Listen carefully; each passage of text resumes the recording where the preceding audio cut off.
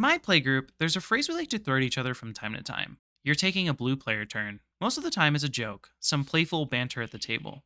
Maybe someone has a commander that's triggering multiple times, or if you're Diego, maybe you'll say it after someone casts their first spell. But sometimes, someone really is taking a blue player turn. As the only one with a mono blue storm deck, I take most of the blame for this. In fact, I think the phrase originally cropped up after I got one of my wins with that deck. When I sit down to build a combo deck, there's always a thought that I keep in the back of my mind. How annoying will this be? When I was 15, back when precons costed $40, I remember buying the Entropic Uprising deck helmed by Yidris Maelstrom Wielder. I'm sure you can guess where this is going. I was so excited to build around this commander. Before now, the only 4-color commanders we really had were the Nephilims, and now we had this crazy commander that gives everything Cascade. I immediately threw in every good spell and janky card with Cascade I could get my hands on, and played it at my LGS that Saturday.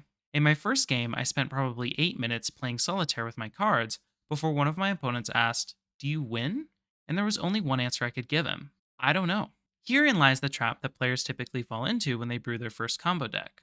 They spend so much time slotting in synergistic value pieces that they lose sight of the finish line. Now, don't get me wrong, those 8 minutes were extremely fun for me, but only me. And since then, I've generally moved away from commanders that are conducive to long, drawn out chain reactions. Though I will admit, since then, there have been a couple that make me bend my own rule. Even my Fibblethip deck, though it spawned the meme, operates in a way that's a bit faster than more traditional Storm commanders. The deck is a control combo deck, but the control is lighter than you might see in other lists because I need to keep the spells cheap. The deck's average mana value is 1.73, since I have to plot as much as I can every turn until I eventually stumble on one of the couple win cons. Plotting only takes a second, and if I have any interaction, I announce it to the table at the end of my turn for anyone who can't see what's in my pile. When I do find a win con, most of the spells are just dead artifacts that I tally for the storm count and play out the turn if I need to. There are other combo decks that don't rely on stacking huge piles of value, but instead focus on assembling a very specific combination of cards. These types of decks have a very interesting reputation in the community. Either they are welcomed because they are built around an unpopular and interesting strategy, or they are discouraged because the acquiring of the final piece usually spells out a quick and anticlimactic end to the game. And this is understandable. It is, at the end of the day, still a combo deck. Is there a fundamental difference between Animar killing everyone with a massive board state that he's built over the last 4 turns, and Animar infinitely casting Ancestral Statue to draw the whole deck and play everything in 1 turn? Not really. Both win you the game, but one is clearly preferred by most since unsuspecting players feel less cheated. This doesn't mean you should take high synergy cards out of your deck necessarily, it's just good to be conscious about the type of play patterns your group might encourage. Eve has a deck that I feel fully dances around all these subtle intricacies in a really nice way. It builds up a combo with a climactic finish, and it teeters on the edge of subtle foreshadowing without giving everything away until the end. This would be her Atogatog deck. If you know how Atogatog operates, then you may know the combo I'm talking about. But if you don't, let me walk you through the shenanigans.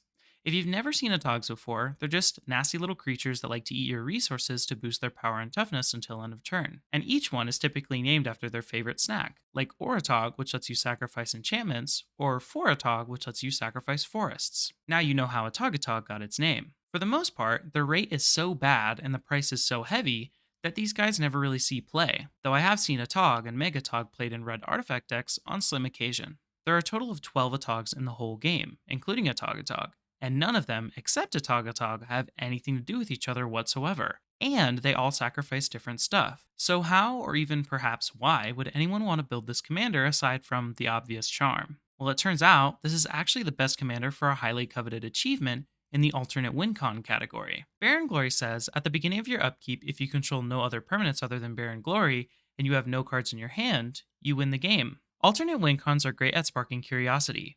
Each of them lay out a new path to follow, and the more windy and treacherous that path, the more us brewers feel the need to conquer it. Barren Glory is a tough nut to crack, which makes it all the more tantalizing. But with Atogatog, the path becomes more navigable. If you get out the right Atogs, you can proceed to sacrifice everything you have and discard all the cards in your hand to feed your Atogs. Then you can have Atogatog eat all of them, and finally eat himself. It's kind of beautiful how a type with no synergy and a win con with no home come together to make a coherent and totally unique game plan. Usually the response to this all or nothing gambit is a delighted resignation to the player with absolutely nothing left. After all, how could you be mad at Atogatog? It's also led to Diego and I being more suspicious when Atog starts stacking on board, because even though nothing has happened yet, we know any turn could be our last. There are other ways the deck can win, of course. If she can't find Barren Glory, she's also got Mael's Aria.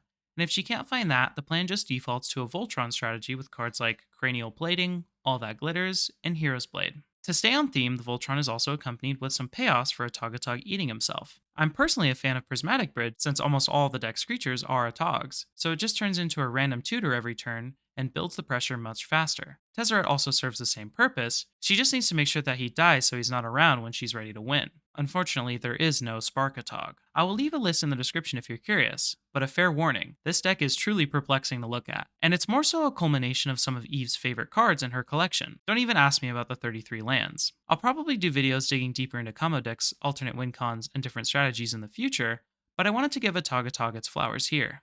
I just want to say thanks to all of y'all for the support in the last couple videos. They've been doing really well, and I hope that you enjoy the content that's coming up in the future. Let us know your favorite combos in the comments, and here are some of the comments from last week that I wanted to highlight. We're truly grateful for all the support. If you liked the video, consider liking and subscribing. Thanks y'all, and I'll see you next time.